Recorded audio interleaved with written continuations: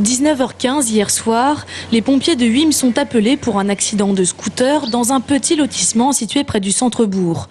Sur place, ils découvrent l'homme qui les a contactés, légèrement blessé à la jambe, et à l'intérieur de la maison mitoyenne, 2 corps sans vie. La femme, prostrée sur une chaise, porte plusieurs traces d'armes blanches sur le thorax, tout comme son compagnon qui gît au sol près de la porte du garage, le scooter couché sur lui. L'homme à l'origine de l'appel, aussitôt mis en garde à vue, vit à une centaine de mètres de la maison des victimes et semblait les côtoyer régulièrement. Ce matin, dans les commerces du village, l'événement tragique est au cœur des conversations. Les gens sont choqués, ils se demandent ce qui s'est passé, parce qu'ils ne comprennent pas, comme si on a un petit village tranquille, il ne se passe pas grand-chose. Ça surprend parce que c'est pas banal.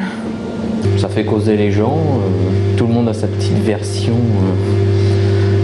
des faits un peu. Mais autrement, bon, les gens, ça fait surtout parler les gens, je pense. Bon, il y a certaines personnes, je pense, quand même une petite inquiétude quand même, parce que sachant pas trop ce qui s'est passé, bon, les gens se posent des questions. Dans le voisinage aussi, c'est la stupeur.